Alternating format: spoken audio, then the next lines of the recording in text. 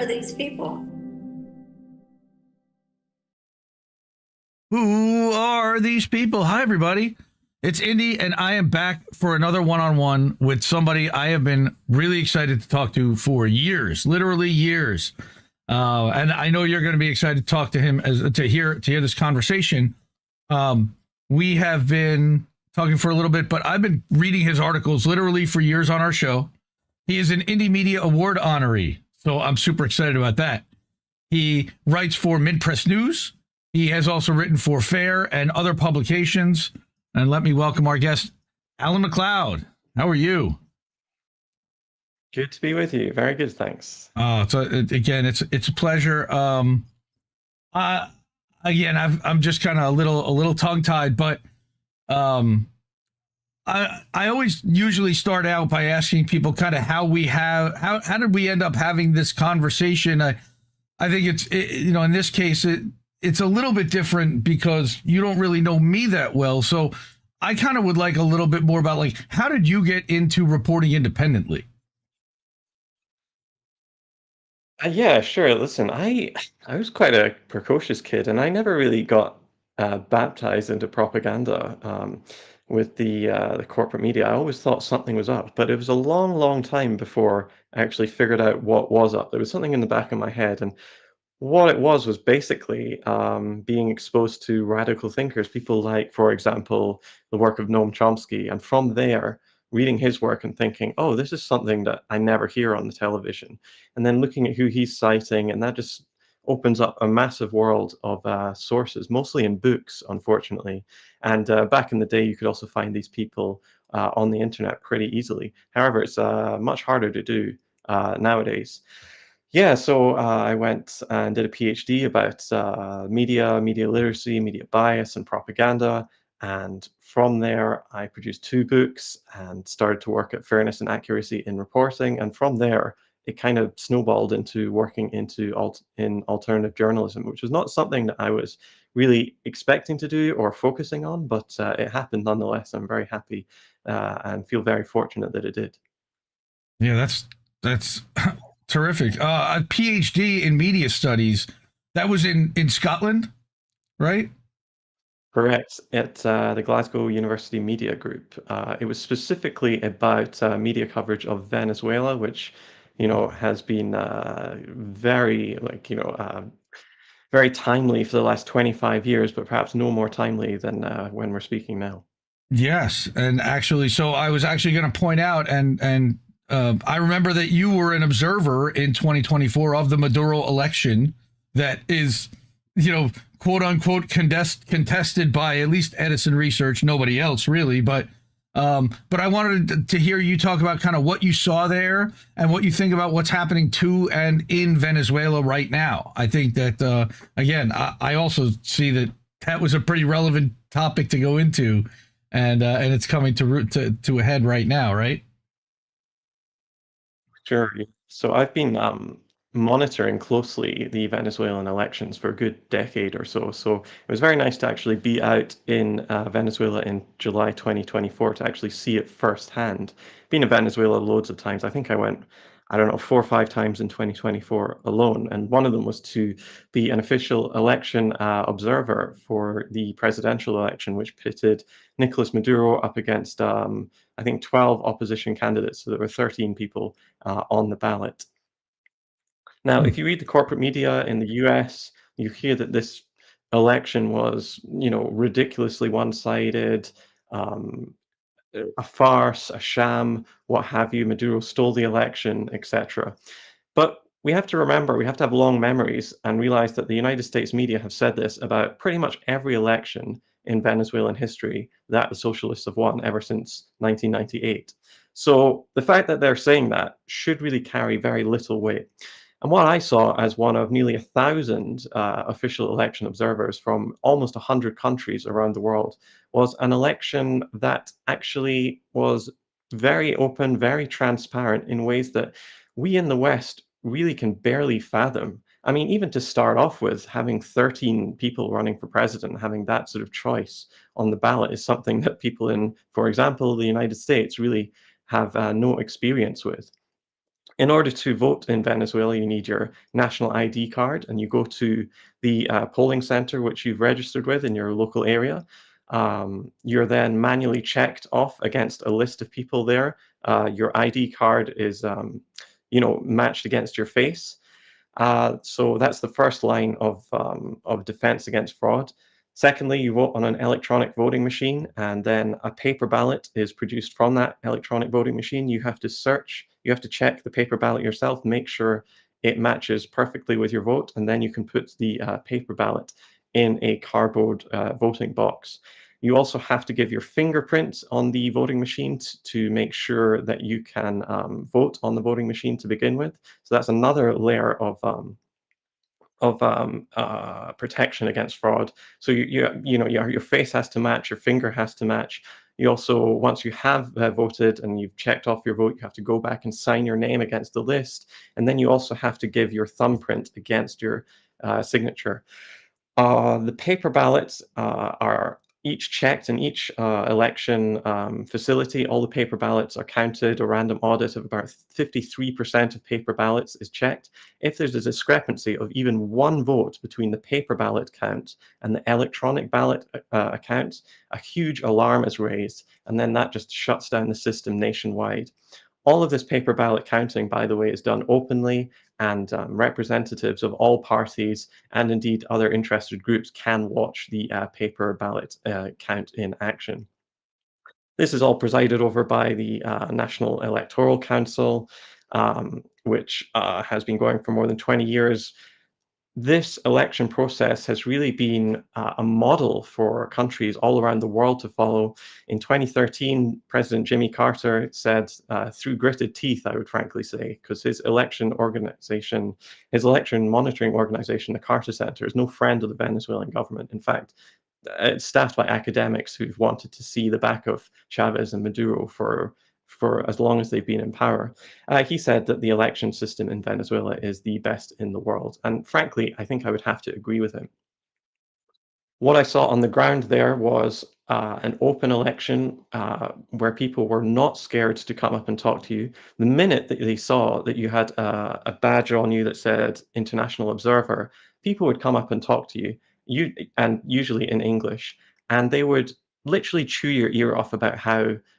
Usually, it was because how they hated Maduro, how the country was going to pot, how they couldn't wait to leave the country, etc., etc. And that's because most people who speak English in Venezuela come from the rich, educated elite. Venezuela is a country where very few people actually speak English. The English proficiency in the country is lower than that of countries like, say, Yemen and Oman, just to give you an example of how few people actually speak the language there. I went to 5 election stations in the Caracas area on that day, most of them in opposition areas. And the words that the election officials generally used to describe the process, there were 2 that came up constantly. One was tranquillo, which means tranquil or calm, and the other one was smooth, suave, or calma as well, meaning calm. And that was basically what I saw. There were a lot of long lines, especially in the morning, and that was especially in the pro-government areas, actually. Not so much in the opposition areas, but more in the pro-government areas. Some people were forced to wait for, 60 minutes, 90 minutes even to vote, which, is not great. I also spoke with the people who are actually in charge of the election stations. One of them was a young woman, was openly telling me, a foreign journalist telling me that she is a member of the opposition party, that she hates Maduro, that she is only saving money so she can leave the country and go to Spain, that she wants Maria Corina Machado to go through. And yet, even when I was saying that, I said, well, what is your confidence in the election? She said, no, I have complete confidence in the electoral process itself. I just hate Maduro. And that is really what most Venezuelans seem to think about the process. And that's what I saw. I saw an election that was very open, marred, of course, with violence from the opposition that happened after they lost when Edmundo Gonzalez, the far-right candidate, the only opposition figure who refused to endorse, opposition presidential candidate who refused to endorse the election, because, of course, 11 out of the 12 opposition candidates did endorse the results. He refused to do so. His voice was amplified. across the world in corporate media everywhere. And the narrative in the West became that this was a stolen election. But in fact, I actually witnessed firsthand, it was in the election center where the woman who said that she was an opposition member was, right in the center of Caracas. I actually watched as at 5 minutes to 6 p.m., when the centers are supposed to close, a huge crowd of opposition activists uh, descended upon the place and started blocking people from coming in and started filming themselves. Uh, the place was, they immediately started chanting, shut this down. And the electoral services refused to close down the election center. What was going on there? I wasn't sure at the time. But what happened an hour and a half later, when they did shut the election center down finally, was that these people staged a stunt where they said, let us in, let us in. You're blocking us from voting. They weren't being blocked from voting at all, but that footage, some of which I'm actually in, you can see in the back of my head and my arm in some of the shots, is an astroturfed opposition crowd saying that they're being refused entry into the electoral centers to vote, which couldn't have been further from the truth, because it was an hour and a half afterwards. They'd been there for, yeah, as I said, 90 minutes or more.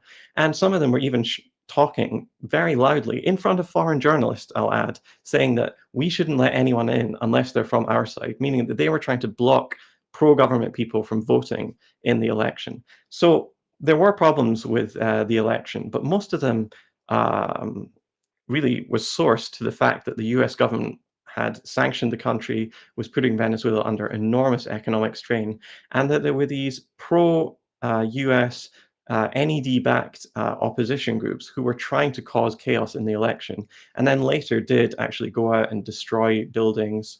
Um, Later on, a couple of days later, they even, I was staying in the same hotel as a load of diplomats who were in Caracas, who had their bus hijacked by armed opposition activists, and the bus was forced to turn around and go back to the hotel. That never made international media. That never made headlines that dozens of, diplomats couldn't get on their flight because the peace-loving Maria Corina Machado inspired opposition, Nobel Peace Prize winning types were actually, attempting to kidnap foreign dignitaries. But, this is par for the course in Venezuela. It's really ground zero for fake news and misreporting, which is why I wrote an entire book on it.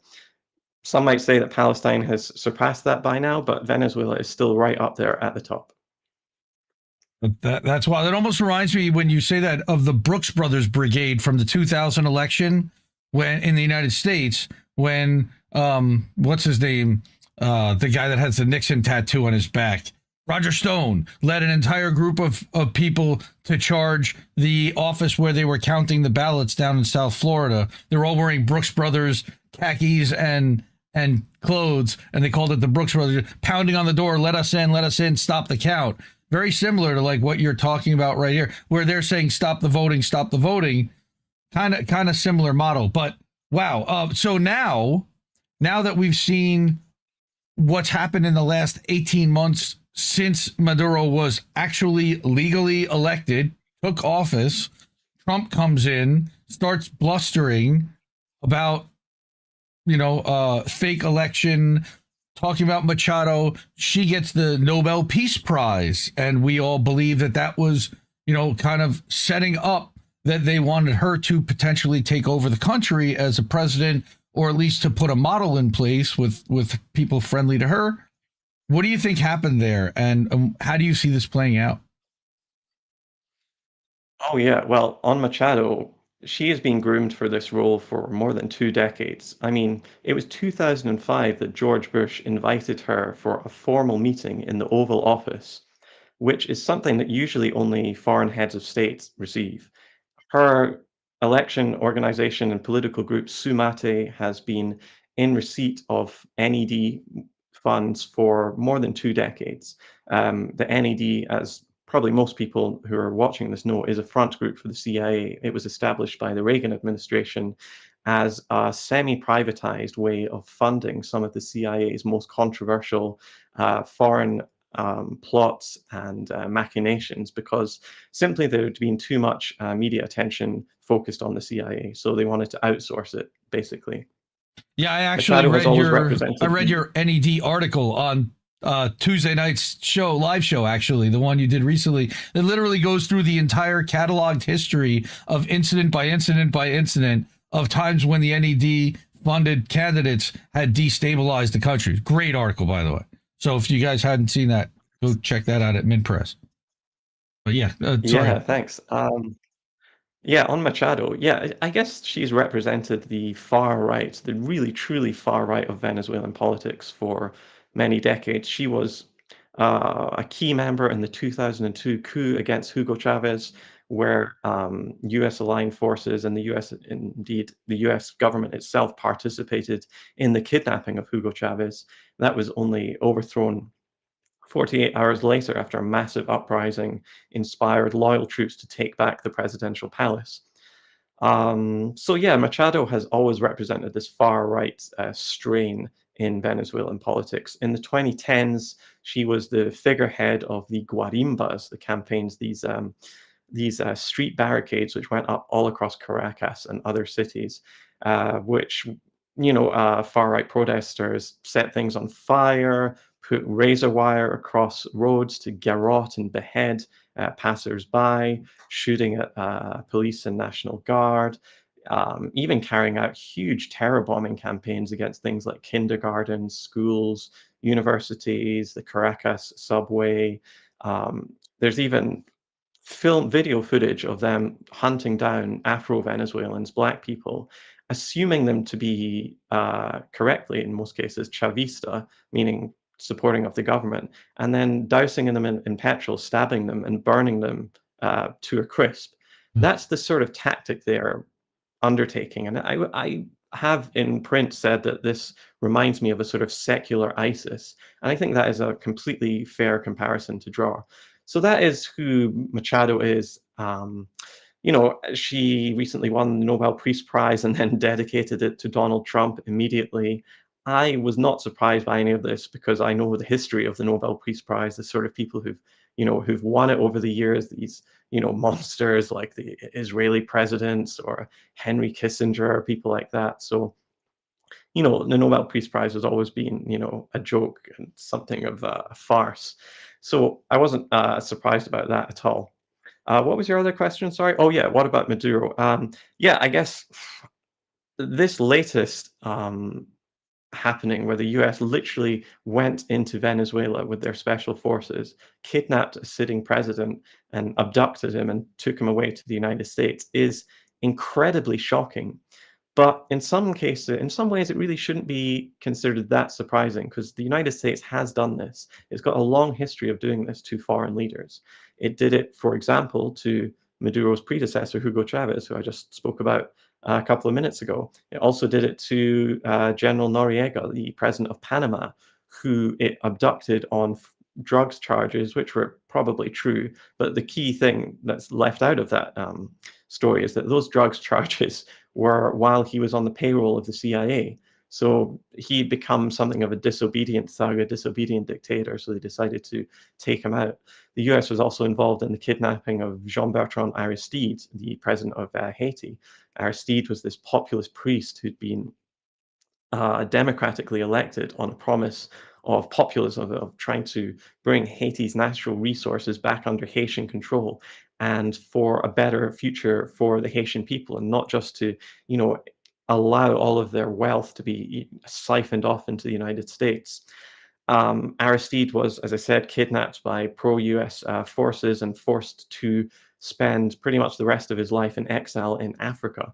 So, yeah, the United States has got a long and storied history of kidnapping foreign leaders.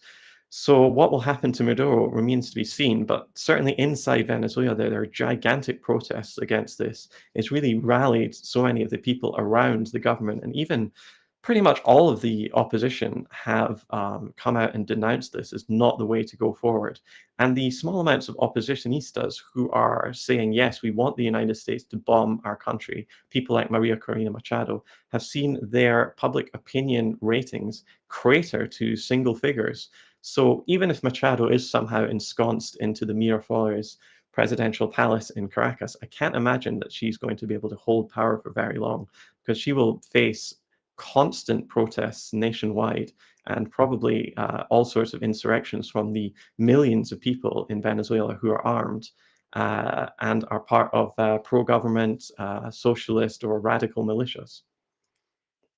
It's going to be interesting to see how it plays out there for sure. And then, as far as, are we going to have U.S. troops on the ground protecting the oil like we did for Syria? Because we know that that was really Trump's biggest motivation. There's also the connection between Machado and Israel. I think you've written about that in the past, and there's been a lot of conversations where she was accepted like as some kind of a member, a partner of the Likud party, and that they have a partnership versus Maduro, who is acknowledging Palestinians and calling for Gaza to be run by Palestinians. How much of that has a factor, do you think, in Trump's move, in the timing of all of this, in the Isaac Accords that they're now trying to put into place for South America? Does that all tie in? Yeah, I guess so. I mean, I think if the United States boots were on the ground, as I said, there are millions of Venezuelans who are part of militias who, just before he was abducted, Maduro decided to arm the people of Venezuela, which is not really something that a traditional dictator tends to do when he's threatened. But, that is what happened. So I think if the United States tried to go in and forcefully control oil fields, it would result in another Vietnam where snipers would be raining down on them constantly. It might be the case that they can come to some sort of agreement with the Venezuelan government, which is funny because they certainly didn't need to get rid of Maduro if they wanted some sort of agreement, because Maduro and Chavez before them, all they've ever wanted to do is sell the oil of Venezuela to the United States and other countries at a reasonable price. But it was precisely this that the Bush administration and later Obama and even more this first Trump administration blocked them from doing so by placing sanctions upon the country. They wanted to crush Venezuela. They didn't want to be purchasing Venezuelan oil. Um, as far as Israel comes into it, yeah, Marina Corina Machado has significant ties to Israel. In 2019, her party, Venti Venezuela, uh, signed a deal with the Likud party of Benjamin Netanyahu, which placed them into a formal partnership, for want of a better word. She also wrote a letter, a public one, to Benjamin Netanyahu, imploring him to be part of an international, well, she called it a humanitarian mission, but basically an invasion of Venezuela to remove Maduro and put her in power. Um, she was actually blocked from running in the 2024 elections because she was jumping around all over the world to, the OAS in Panama calling for an invasion of Venezuela, which broke the electoral rules, which is why she was blocked from running in the first place. Um, Maduro and the socialists, by contrast, have been keen supporters of Palestinian liberation. I mean, I also went to Venezuela in 2024 and participated in the International Conference Against Fascism, Zionism, and Other Related Ideologies, which made clear constantly, Maduro himself was there talking about how Zionism is a form of fascism. And at that conference, I also spoke to, actually, it wasn't at that conference, it was another time that I was in Venezuela, but I spoke to the Palestinian ambassador to Venezuela, and he said in no uncertain terms that Venezuela was the leader worldwide in Palestinian solidarity. And you can really see that if you travel across the country. Everywhere, especially in poorer areas, you will see murals of Palestinian fighters, of poets, of the flag, of people wearing keffiyehs. You'll see that all the time on the subway or wherever. People are really showing their support for Palestine in a way that you don't see in the West so much. You might see a Palestinian flag here and there, but not like in Venezuela. And it's so important to the Venezuelans that as Maduro was casting his ballot in the 2024 election, he shouted, "Long live free Palestine." That was what he wanted the world to hear when he was putting his ballot in the box. That was the soundbite that he wanted everyone to hear played all around the world. So yeah, I think Palestine is a really important issue because everyone, every oppressed group in the world sees themselves and their fate in the Palestinians. And every oppressor sees a little bit of themselves in the Israelis. And that's why it's become such a key issue for people all around the world. Yeah. Yeah. I also wanted to ask, you talk about how people in the West haven't really heard these stories, and that partly is because of the next thing I want to talk about, which is your investigations into social media and tech infiltration by Israeli operatives in Unit 8200 and the IDF, but also CIA, Defense Intelligence Agency people, really all over the intelligence spectrum, where they have gotten high-ranking executive level positions to put them in positions of power where they can affect change and affect policy making and decision making at these organizations that then decide what's censored, what's amplified, and what's suppressed. Correct? Talk a little bit about that and the companies that you found, and how how you kind of pulled on that thread a little bit. Yeah, this all started on January 6th. I know exactly the date. It was January 6th, the day of Donald Trump's insurrection um, against at the White House and the Capitol. When Trump launched this, basically the only sort of consequence he received was having his social media platforms deleted, and they were deleted pretty much en masse, like Facebook, uh, Instagram, et cetera, Twitter, all took that decision on the same day. And I was just interested to know, well, how did that come about? Who's actually making those decisions? Because if you go to these social media platforms, websites, you don't get any information about who's actually calling the shots and pulling the strings. So in the end, I went to employment databases like LinkedIn and ZoomInfo and stuff, and just started writing in, Facebook, etc., and just seeing who came up. And what I found was really startling to me, and it built upon the work of other people who had started talking about this in the 2010s. What I found basically was that without exception, every single big social media company that you have heard of, including Facebook, Instagram, Meta, Google, Microsoft, TikTok, all of them have started employing hundreds of agents of the US national security state. Probably the best example of this is Aaron Berman. Aaron is the head of Facebook's social media content policy. He is the face of Facebook content moderation. He's the one that's ultimately deciding what billions of people who use Facebook, more than 3 billion use it every month. He's deciding what they see and what they don't see in their news feeds, what accounts are suppressed and what accounts are promoted, what ideas go viral and what are stamped out.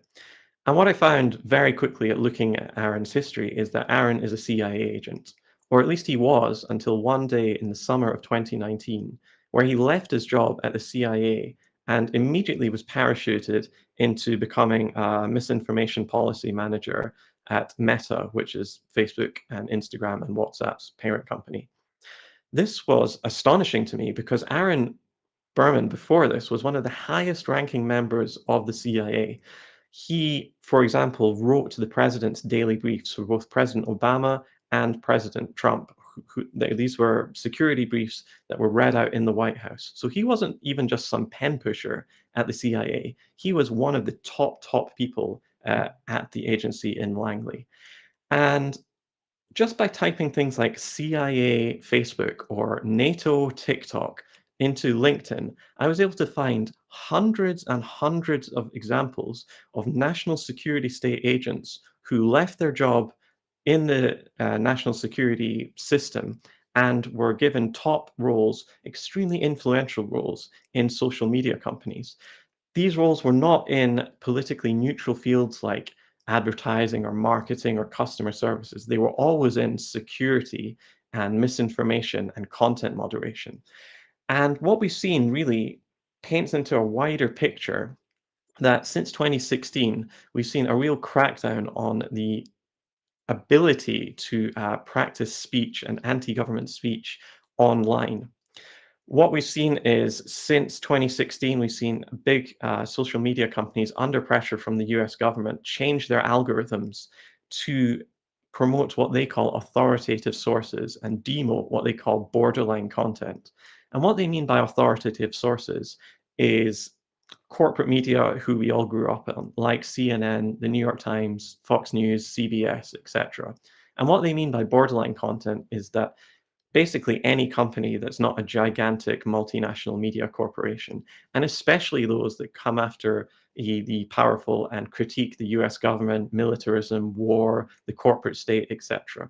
And so when Google launched Project Owl and changed its algorithm, overnight, we in alternative media saw our viewing and our statistics just fall off a cliff. We were really decimated. You know, big companies like The Intercept and Democracy Now! Lost 20, 30, 40% of their viewership. And it was even worse at more radical outlets like Mintpress. We, for example, lost more than 90% of our Google traffic overnight, and it's never come back. And we lost over 99% of our Facebook traffic overnight, never to come back.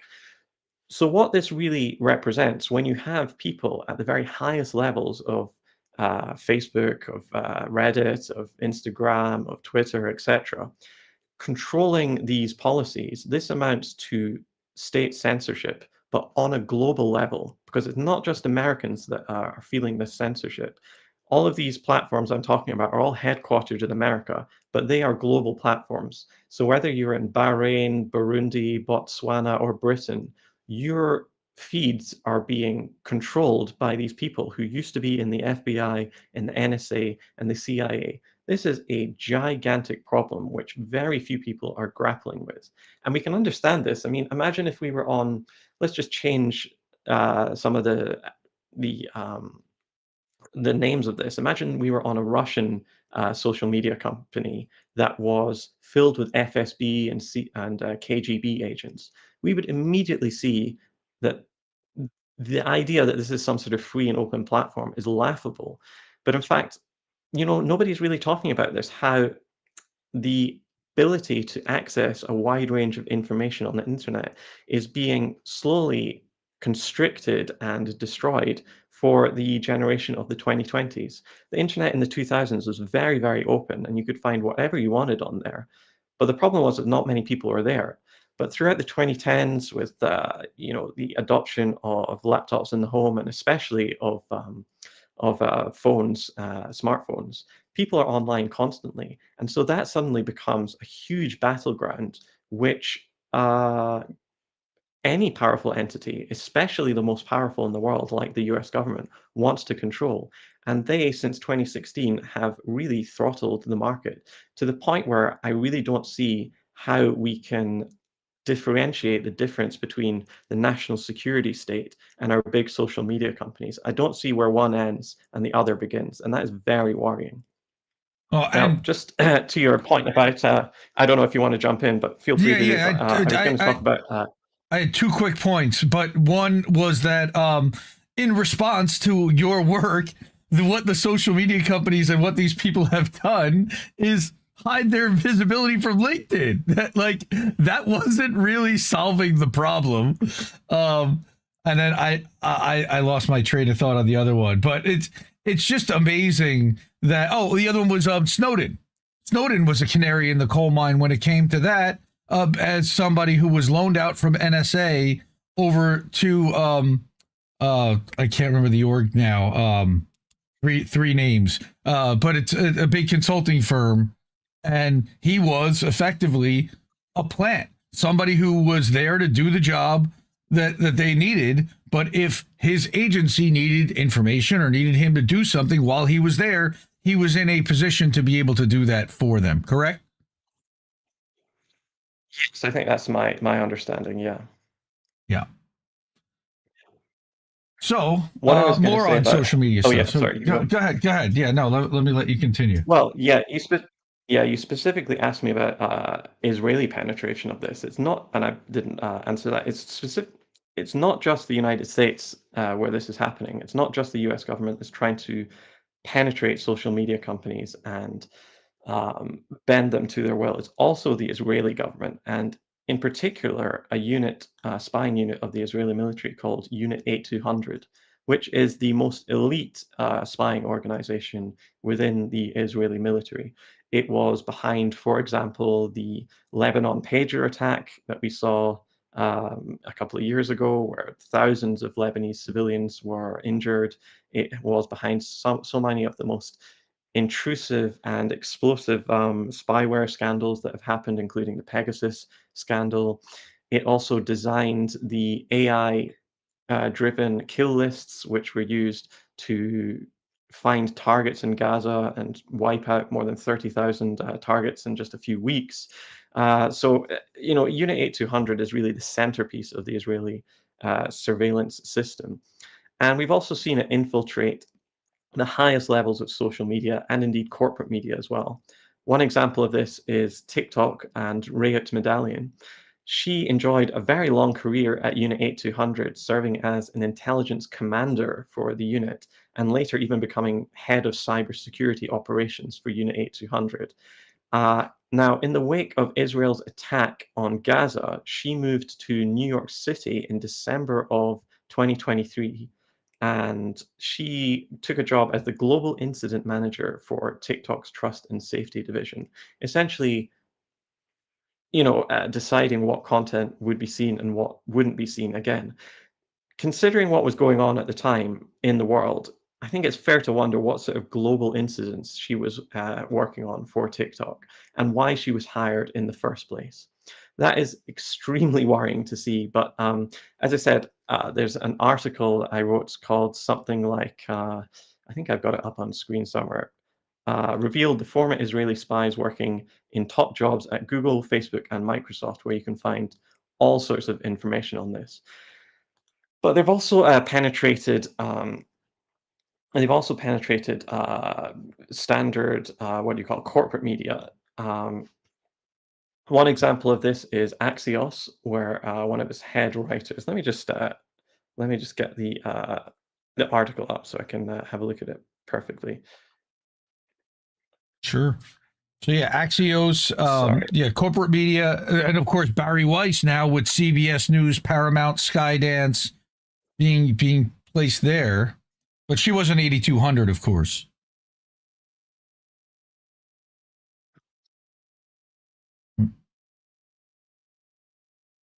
I lose you. Okay, you're looking it up. Sorry, sorry for that. Yeah, one of these, one of the examples of this is Axios, and its reporter Barak Ravid, who is the main Pentagon politics reporter for that news organization. Ravid actually won the like a famous journalism prize recently, where it was basically like the Oscars for politics journalism, and he was presented the award by Joe Biden himself. Now, Ravid has basically made a career for himself laundering US national security and Israeli national security talking points into the mainstream press. But what he and a lot of other people don't talk about a lot is how he is literally an Israeli spy, or at least he was until at very least 2023, when he says he quit his job in Unit 8200 as a reservist to go full time as a journalist. And Ravid is not alone. I mean, CNN, for example, has hired a whole bunch of former Israeli spies, former agents from Unit 8200, one of which is Sachar Paled, who spent 3 years as an officer in Unit 8200. She was a team leader there. She led in the area of surveillance, intelligence, and cyber warfare. And she also was a technology analyst for Shin Bet, which is another Israeli intelligence service. And in 2017, she was suddenly hired as a producer and writer for CNN, and she spent years working on some of the most influential politics shows on that network, like, for example, Christiane Amanpour and Fareed Zakaria's programs. You could also have a look at, for example, Tal Heinrich, who again spent 3 years as a Unit 8200 agent and then became a desk producer for CNN. at the Israel bureau. After she left CNN, she actually became the official spokesperson for Prime Minister Benjamin Netanyahu. So there's this revolving door between the Israeli intelligence services, corporate media in the United States, and the Israeli government, which very few people are aware of, but perhaps it might seem kind of obvious to them when they look at the sort of ludicrously biased coverage that has come out of CNN, the New York Times, and all of these groups that have hired these former Israeli spies to actually write their news about Israel and Palestine. Of course, they knew what they were getting into. I was able to find these people's backgrounds pretty easily. So the idea that they wouldn't be able to find these things when they're giant corporate entities that can, do their homework on who they're hiring is ludicrous. They knew exactly who they were getting, and they were not only comfortable with it, but it seems that being an Israeli spy was actually a check in the box for you if you want to get ahead in media. And that is very worrying indeed. Absolutely. Yeah. So you also did an article about Apple and Unit 8200 spies being infiltrated at the hardware company. So again, it's not just social media, but they're trying all methods of technology. Yeah, again, I remember distinctly reading about TikTok as a Trojan horse. I remember reading about the Unit 8200 spies within the Apple divisions and how they, like you said, literally walk right out of Unit 8200 and seem to be hired as if Apple and these companies are targeting and looking for Israeli intelligence people to say, well, if they worked on that technology, maybe they'll do well for our company, or they'll bring XYZ into our company.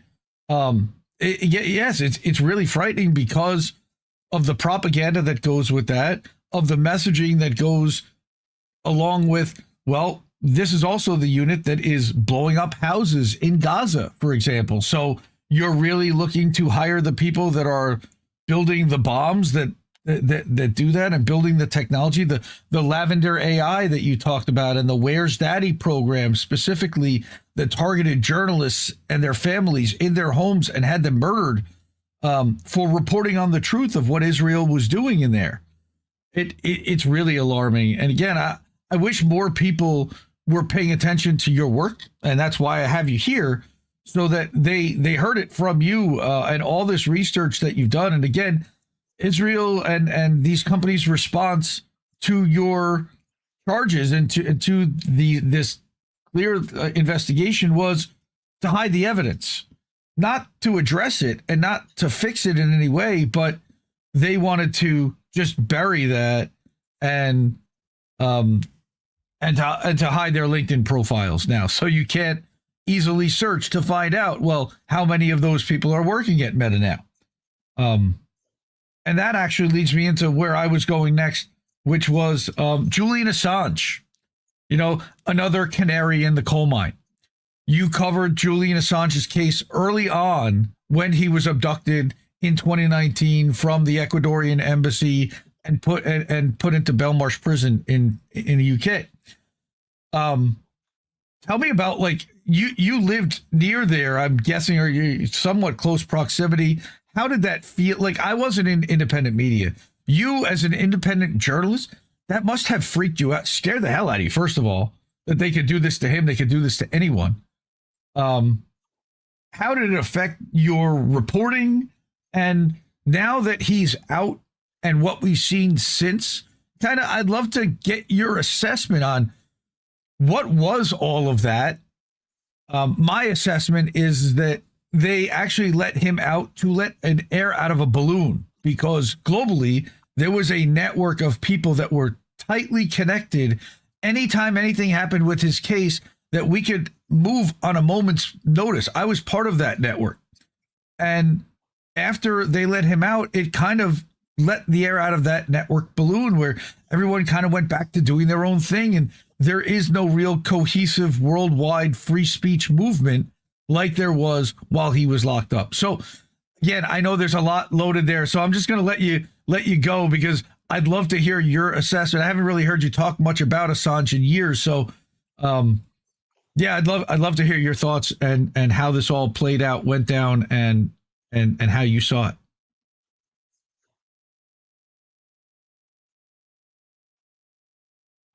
Yeah, it was extremely worrying as being a journalist and an academic at the time, watching this going on. It was very chilling, and I have to admit, it did certainly, slow down my pen, if you want to use a metaphor. What I mean by that is, I did start thinking, should I be writing about this? Is it dangerous to write about? And if I'm thinking about that, working in alternative media, you better believe absolutely everybody else is looking at these signs, looking at this thinking this is a warning to all journalists not to challenge the power of the US government, especially when it comes to leaking documents. One of the extraordinary things about the internet was it seemed to open up this huge raft of possibilities when it came to things like copying and sharing information all around the world and liberating secrecy from the shadows. You know, in the 2000s, I don't know who's listening to this, but there was this sense that, there's this incredible, brave new world out there where there were endless possibilities. And one of them was, for example, just being able to get your hands on any book or any piece of music or any film or whatever almost instantaneously and enjoying that creation immediately. But that was shut down really in the case with Aaron Swartz, who was one of the founders of Reddit. He was arrested and then charged with illegally copying and distributing or intent to distribute huge amounts of copyrighted data. And Swartz was eventually driven to suicide because of that. And likewise with Assange, there was this idea that suddenly all these government secrets would be put out into the open for everybody to see. And that terrified people in Washington and in London and in Paris and in centers of power all around the world. And so, again, there was this massive crackdown on that sort of information sharing. And Assange was really made an example of. He was treated terribly. He was forced to, live in an embassy for years where we know the CIA planned to assassinate him, uh, with at least the tacit approval of the British state there. We know, he was then, whisked out of the embassy and forced to go into a maximum security prison in the United Kingdom, held there more or less without charge, or at least on ridiculous charges for absolutely years. They, destroyed him personally. They destroyed his reputation. They destroyed his health, mental health as well. And after only many, many years and huge amounts of people putting their lives on hold trying to get this guy free, was it finally decided that he would be allowed to leave and go to Australia.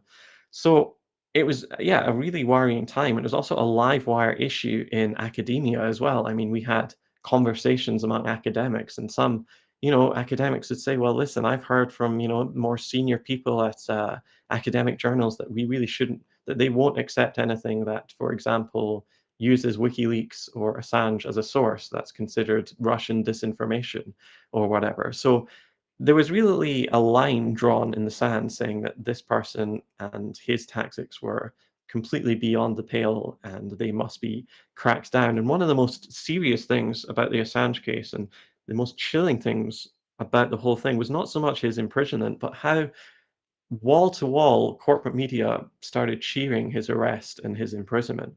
People talked about him as, this, you know, terrible Russian agent who was, a threat to national security, a traitor, etc.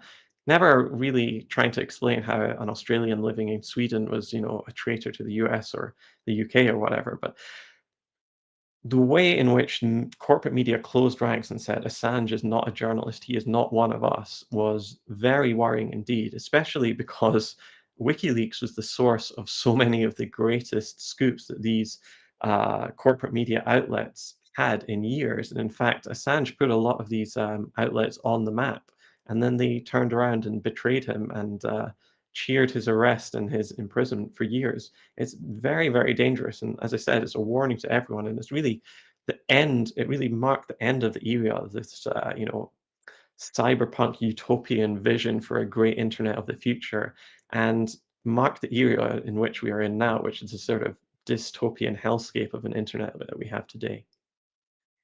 Yeah, it's like, they It's so upsetting how they, again, nobody's ever denied anything that he ever published as the truth. That to me is just as remarkable as anything, that you've never seen anybody disprove anything that he did, yet he is still considered to be a spy or a disinformation agent or whatever you want to. The man only published things that were absolutely true and given to him by others, none of which had ever been refuted. The Iraq war logs, the Afghanistan stuff. But what really did it to them was Vault 7. And this is where, again, I think we're coming into modern times, and how he was a canary in the coal mine. They considered he and WikiLeaks to be a non-hostile state actor, or a non-state hostile actor. Sorry. That was a Pompeo designation under the Trump administration, which then allowed them to do things and treat him as a quote unquote terrorist. We're starting to hear that now more often domestically. All right. And this was something that was predicted by a lot of the supporters and free speech advocates, to say this is where it could go. That if you accuse him of terrorism and you are and I think they did not want to bring him here because they did not want to have the public trial that would have had all kinds of things questioned that people take for granted here. For example, First Amendment rights to or Fifth Amendment right. A foreign journalist on trial, he was not, according to the papers, the court documents in the UK, that the US was not necessarily going to grant him Fifth Amendment rights to not incriminate himself. And the law was clear that any person, even citizen or not, would have to abide, would get the protection of the Constitution. But all of a sudden they decided they were going to throw all of that out. So I think that part of it was that they did not want to see that confronted and challenged at a global scale. And therefore they had to make a decision. And I still feel like it was intimidation, that they basically told him to disappear, that they would let him out, but that he needs to go away, even though there was no quote unquote formal agreement that's ever been had. It's, as somebody who advocated so stringently for him for so long, I was hoping to at least hear something. And I don't know. Personally, I kind of feel like we've gotten little snippets here and there. The press conference in Europe, the film festival that he showed up with the T-shirt of all the Palestinian children who had been. So little things, the photos and the way that everything is staged and presented. It's frustrating for people that had actually been fighting this fight and running through the brick wall with him to kind of, look, he did all that he could do, and it's our fight now, I guess, is kind of how I see it. But it's still disappointing to see, in a way. Like, there's been cameras in front of his face a few times, and he's chosen not to necessarily say everything that's on his mind. He's always been so calculated and thoughtful, and how he's always kind of spoken. How do you think that? What do you think about, like, how it's been since he's been out? And do you think there was a deal? Personally, speculation. I know that no, it hasn't been publicly announced or anything. I'm just asking your opinion on that. Oh, well, if you want me to speculate wildly, then yeah, I think there probably was some sort of deal where it was like, you can leave, but you got to shut up. That would certainly be my speculative answer to that. I mean, yeah, I guess I don't know what years of torture does to somebody's psyche, though. So I don't really want to guess what his mental state is, his physical state, the fact that he's got young children now that he's looking to look after. I don't know what his financial situation is like. There are so many factors that go into what he could be doing, or should or shouldn't be doing right now. That's yeah, really difficult to know, seeing as we've got so little information going on this. But yeah, you're right that it's always been bigger than one person. You have to fight for civil liberties and a better future. Yeah, for sure. And that takes much more than one person. Yeah, and so WikiLeaks was kind of dismissed in the corporate media once he was arrested. And I think, again, because similar, they don't want to say advocating terrorism or assisting people that perceived had terrorism. I think that that's kind of what's going on. You've seen this with YouTube and censorship over Hamas, and anybody that would potentially maybe think about defending Hamas as a resistance organization, even though the United Nations has all agreed that an occupied people have a right to armed resistance, that they have now been smeared and deemed as terrorists. And therefore, anybody showing any support, even though they run the entire Gaza Health Ministry and they run a lot of the services, any support or any advocacy for them now can potentially get you smeared as advocating for terrorism and see your channel demonetized or deplatformed. The artist and musician David Rovix literally just had his YouTube channel permanently deleted, and they claim it was for advocating for terrorism. It's frightening. So that all again ties back into the Julian story. But then, as far as finding independent, trustworthy sources that over time, like I've spent 5 years kind of watching independent media to try to figure out who is getting it right most of the time and telling it from the perspective of the people versus the corporations, profits, and government's perspective, which we found often screws over the people and tells blatant, direct lies in order to cover up their crimes, war crimes in a lot of cases.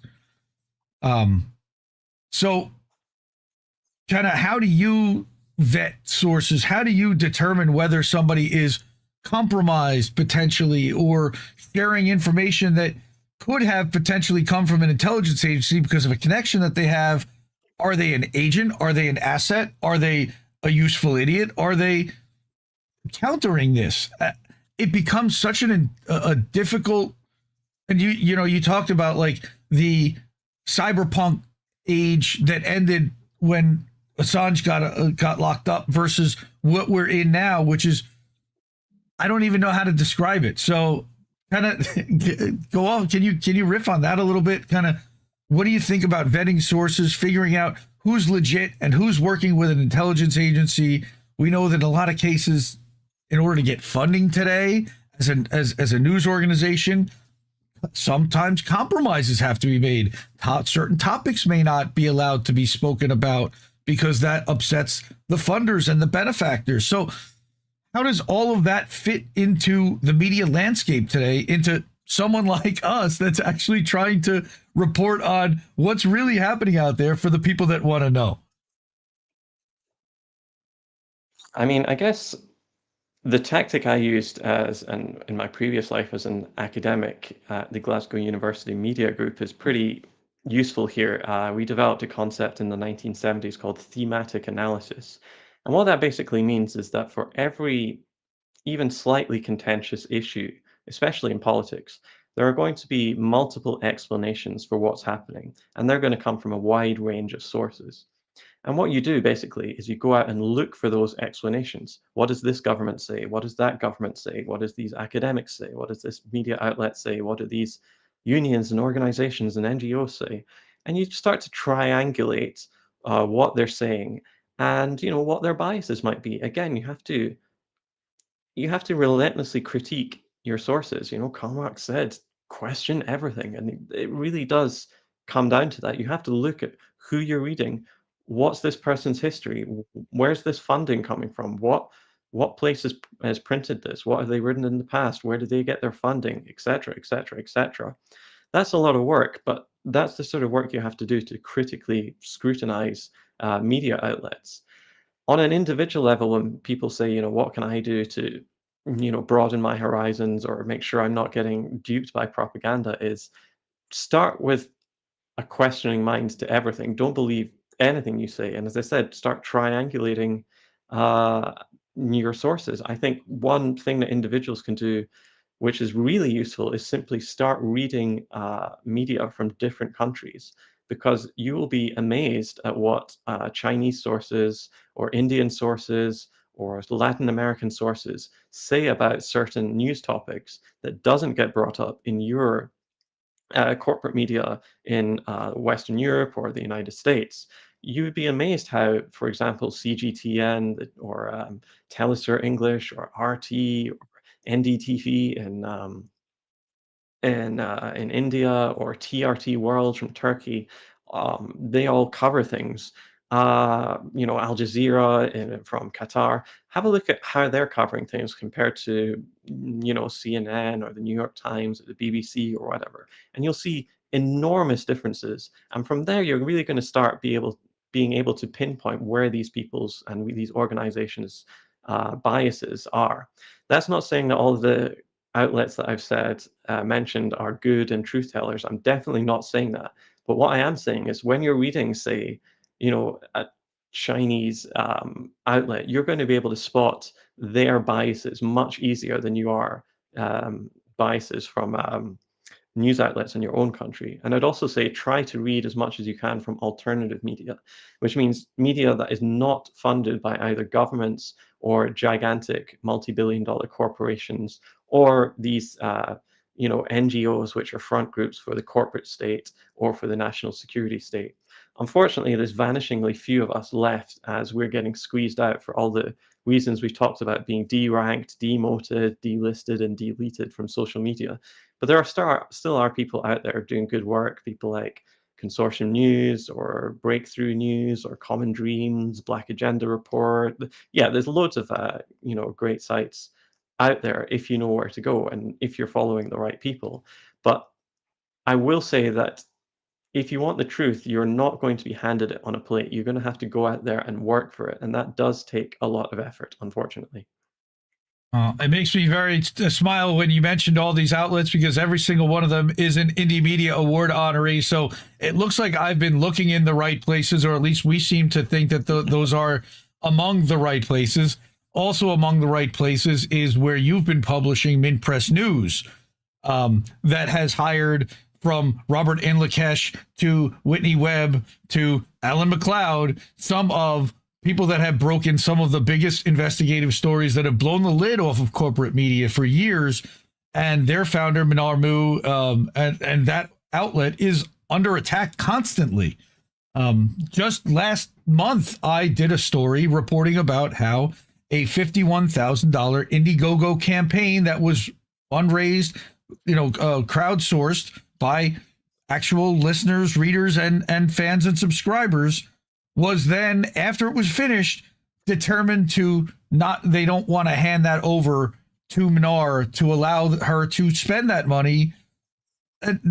That also, is that because is Indiegogo afraid of being accused by the U.S. government or somebody of sponsoring or supporting terrorism? Is that where? And again, I don't believe. I know for a fact that Mintpress is not an advocate for terrorism. It's a journalistic outlet that reports counterfactual stories to what the U.S. government and Israeli government would like people to hear, but they absolutely have a right to publish, right? And they should have a right to fundraise. And I think that they've had PayPal, I believe, go after their money as well. So talk about the struggles of being an independent outlet that doesn't kowtow, that doesn't take the corporate money, that challenges U.S. imperialism, and what it's like to have to operate in that kind of environment, knowing that your money is constantly being squeezed, similar to the way that Assange, by the way, was. Listen, it is not an easy place to work in independent media, in radical media that actually challenges power and challenges the status quo. If you are going up against the biggest, most powerful forces in the entire world, and you're doing something that annoys them, they are going to fight back. And they fought back algorithmically, as we were talking about, restricting our reach by 90 something percent, whether that's on YouTube or X or wherever. We have had our account, Mintpress's account, banned and suspended on pretty much every platform, whether it's X or whether it's Instagram. We had our TikTok permanently deleted. We've had multiple funding drives dry up and stopped by these big groups. I myself had my PayPal account frozen. I think there was even money in it for supposedly suspicious activity, even though I hadn't used the account. In fact, I'd only used the account once in 12 months, and that was to buy a set of headphones from eBay for $5. And so all of these suspicious transactions that they claimed that were on my account were completely fraudulent because I hadn't received any money in there for 18 months. Um, we know that this is coming from the U.S. national security state. And in terms of me, when I had my, X account deleted, it was only brought back after a huge public backlash that led to Elon Musk himself looking into it. It was actually led by some of the very worst people on Twitter, so I'm a bit embarrassed about that, but I'm glad I'm back on there. But this is par for the course in independent journalism. You're going to be crushed algorithmically. They're going to try and destroy your finances. We haven't had pretty much any advertising on our site for the longest time. I've specifically talked to people at Google about why this is, and they're saying, well, it's because, some of these comments that you've got on your comment page are a bit, a bit out there and stuff. But I just think I don't believe this when it's an article critiquing Bill Gates and his $319 million donations to corporate media. I think it's much more about that than, some comment that's been left in an article that, some comment nobody's going to read, that's the reason Google are pulling advertising from us. This goes on and on and on. And we've had our Wikipedia page defaced. It's, talks about Mintpress as if it's this awful Iranian-backed, Russian-backed, Venezuelan-backed, Turkey-backed, Palestine-backed, Iran-backed, Antifa-backed, Cuba-backed, anything that they can, stick on there to make us sound very scary and, not readable has happened to us. We've been, pretty much banned from, our links have been banned from Reddit. You can't use Mintpress as a source for Wikipedia, etc., etc. The whole point is to try to discredit and marginalize alternative media that are actually critiquing the status quo. And this latest Indiegogo thing is just an example of this. So yeah, we had a funding drive on Indiegogo, which, by the way, we're on there because the other ones like GoFundMe have already banned us. So, that's the last one that we can do of the big crowd funding platforms that we're on. Indiegogo froze our money that people generously sent to us. Not going to lie, that is a terrible blow for Mintpress's finances. Most media companies can't really afford to lose 50K, but a tiny independent one that's just got a handful of workers on it, that's a really terrible blow. So if people do like my work and Mintpress's work and you want us to continue, you can donate to us directly by going to mintpressnews.com/donations. And we still don't know why Indiegogo did it, but I have some suspicions. One potential reason is that the CEO and co-founder is Slava Rubin, who is a super conservative Zionist who has traveled to Israel many times and says, and I'm quoting here, "I'm a big fan of Israel. I'm Jewish. I think that Israel is a beautiful place," he said, and describing Israel as on a noble fight against terrorism. So if that's what the co-founder of Indiegogo thinks, would you really want a platform of yours to be raising money to people critiquing this wonderful country that's fighting against terrorism? Maybe not. Maybe it's something completely different, but it could be anything to go with that. And that's the thing. You just never know when you're fighting the power. Honestly, when I look back at any of my articles, I think, yeah, that could have really annoyed somebody in power and led to us having the lights turned out. But that is unfortunately just something that you have to deal with when you're working in independent media, that they could come for you at any time. And so you have to be prepared for that. Yeah. And then speaking also of that, you say that you've traveled internationally, and I see, you went to Venezuela multiple times. Have you been, and we've heard since especially 2022, journalists traveling internationally being stopped, like Kit Clarenberg, having their devices taken, being put under some kind of a restriction. Have you had experienced any kind of travel hassles while you were going internationally and then having them target you for what you were saying and for your work? Uh, Well, I certainly take precautions when traveling. So yeah, I would try not to take all my devices when traveling, try and use burner phones, burner laptops, etc. when I'm traveling. I don't intend to go to the United States. I have rejected offers to go to the US, considering what's happened to so many journalists, Hmm. and not even journalists, just random people whose social media has been criticizing Trump, who've been, locked in a cage for days and then finally sent back to wherever they're from after, you know, solitary confinement, what basically torturing these, poor people who just wanted to go to a conference or something. So, yeah, I'm not intending to go to the United States right now. Um, when it comes to a lot of journalists, my suspicion is that they were mostly targeted so that the authorities could get access to their phones and see who their sources were that they were basing these reports on, the sorts of people who publish leaked documents. They want to find out who the leakers were in the first place. So they're trying to make those connections. That's my assumption there.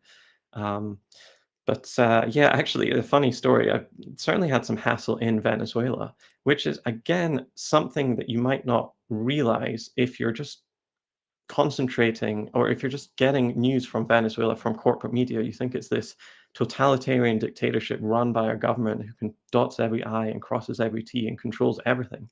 Actually, in Venezuela, there's a real Mm, not a vacuum of power, a struggle for power between the ancien regime and the new socialist government. And, when you go through customs at an airport, if the people realize that you're like a lefty journalist and they are anti-government, they might just make your life annoying and, take you out the line for 35 minutes and question you about what you've been doing in Venezuela, etc. And even when you're like, I met the president invited me for a meeting, that might be enough to actually get yourself grilled in customs, because there's, as I said, there's this big battle where, a lot of people in Venezuela absolutely hate the government and they'll do anything they can to try and, inconvenience people who are reporting more fairly on the country. So yeah, that's probably my only story about getting stopped at customs, and it's not the one you might expect because, as I said, you might think Venezuela is this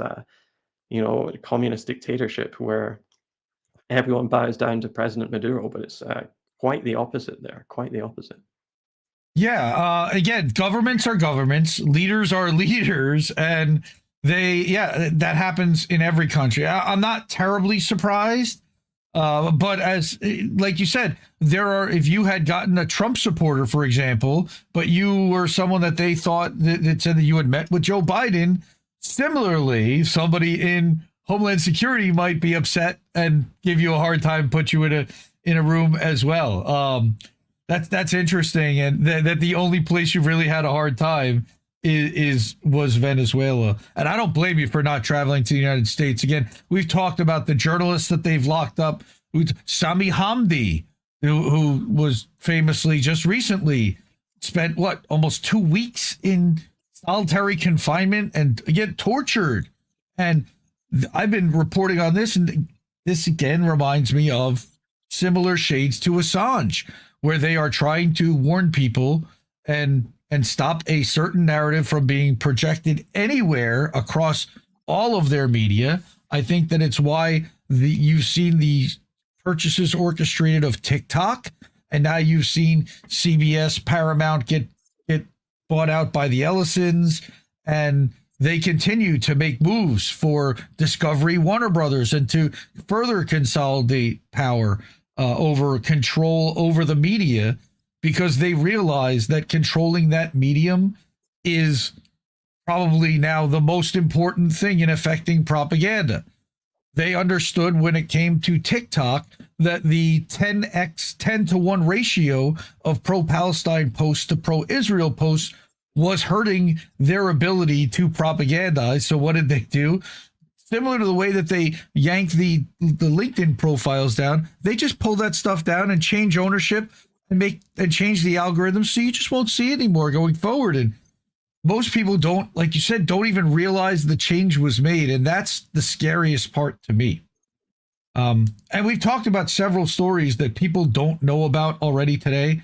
But what I wanted to add, the last question I really had for you today is, what is the top story you think of that most people don't know about, but probably should? That I've done? Maybe it's easier to answer that if it's just about my work. Sure. Uh, I guess what we've been talking about, which is the power of social media and how much influence it has over our minds and over what we think is possible and what is impossible, what is true and what is false, and how the United States government in particular has gone after these big social media companies and turned them into vassals of the national security state. The internet was always built from its very inception by the US military and by the US national security state for its own purposes. But these big social media companies like TikTok, like Instagram, like WhatsApp, like Facebook, like X, etc., are now all owned and operated by giant defense contractors. People like Elon Musk, who makes billions from contracts from NASA and the NSA, and people like Jeff Bezos, who's a massive CIA contractor. People don't know about this stuff. And they're putting into positions of power in these social media companies individuals whose job it is in to censor and curate the world's news feeds in a way that is conducive to the US government. So for us who are looking at news and trying to work out what's real and what's not real and are fighting for a better world, we really have to realize that we are fighting on enemy territory here. And you got to have that mentality that it's going to be taken from you at any point. And, in the long term, I think face-to-face organizing is really the way to go. But yeah, in the short term, we have to realize that we're very much fighting an uphill battle when we're on these media platforms. And I think we have to come up with alternatives, whatever they may be. Yeah, it's funny because I was actually pointing out to one of my buddies that we haven't really seen a new platform pop up that took off really since TikTok. That the big corporations and the governments have really clamped down and restricted the number of platforms that have been adopted en masse. You've got little pockets of people using certain platforms elsewhere. I would guess that Substack somewhere now has started to emerge as a newer media platform that's even now been adopted by some corporate media figures as a place to publish. But that, yeah, it's a battle every day, and most of what you're seeing is not real. It's manufactured online, and I think that that's also important for people to understand. With the amount of bot activity, with the amount of paid shill activity that's happening, you're not seeing very much organically because of the algorithm manipulation, because of the way that your phones are constantly listening to what you have to say, even when the apps aren't active, so they know how to feed you content when you go back to their apps. I think that we are all put into our own little bubbles and kind of brainwashed algorithmically to an individual level so that no two people can really be on the same page about what's happening in the world. And I think that's by design. All right. Well, listen, man, I again so appreciate all your time today. I wanted to show people your links. Like I said, you are an Indie Media Award honoree, one of the first ballot Hall of Famers I saw, first class. And I put this page and this website together at Substack, indiemediaawards.substack.com. Each honoree has a page dedicated to them. I contracted with Zago Brothers to draw these illustrations for everybody. This is the page dedicated to Alan. There's also, again, a page dedicated to Mintpress because they're an outstanding outlet. So there he is on Twitter and Instagram. He also has a Telegram. It's bio at Mintpress News, and Muckrack is an aggregator of content, news content from across the web that I think is a really helpful resource sometimes. So they'll find articles and they'll scrape and find your articles and list them all in one place. So I'm a fan of that site. Like I said, Zago Brothers did the illustration. And for people to follow you on Twitter, your Twitter is at Alan R. MacLeod, correct? This is the right one? And then we've got your Instagram here. And a lot of the Instagrams is sharing news, Mintpress content or tweets screen capped. And I love your Instagram, man. It's great follow. So if you're not following Alan on Instagram, for sure, you'll get tons of stuff fed to you daily that you'll be able to really understand just how much corporate media is pushing propaganda. You know, you constantly are showcasing headlines from corporate media that would embarrass them. All right, that they're proud of. It's remarkable. And here's the thing about the Indiegogo campaign and being targeted. Again, a lot of award-winning journalists coming through this place. We need to support outlets like Mintpress. We need to support journalists like Alan. And again, I can't thank you enough for your time, for your generosity, for the work that you do, and for shining a light on so many issues that we would be blind and dark to if people like you weren't there. So thank you. You know, I would love to have you back at some point. I'm sure I'm going to have more questions over time.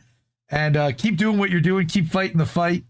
And to everybody out there, thank you for watching, for listening. Real quickly, to support independent media, these are the ways that we do it here. We are completely user-funded. We do not take ads. We do not take sponsorships. So it's only those people that are on that wall of fame that have contributed to our network and our channel. Those are the ways that you do it, through Cash App or Ko-fi. I don't believe in the platforms actually getting hands on our money if possible. Though if you want to subscribe through Substack, very much appreciate it. But really, support independent media. And I say this every week because we need it more than ever. I curate shows every week, and I try really hard not to use any corporate sources other than to say, here's what they're saying, and here's what the actual truth is. Because what we find is that they're spinning just constantly for their donors and owners. But Alan, really, thank you for your time today. Anything else you wanted to say before we get out of here? No, and just to say it's good to be with you, finally speak to you, and yeah, let's talk again sometime. All right. Well, have a great day. Thanks, everyone. We'll see you soon. I guess this isn't such an awful place. Is that what you want me to say? You prove it's possible to sleep for days, and I still think you're right here away. The cost of living isn't much to me, but God, it's so hard to say. And when they told you everything was safe, were you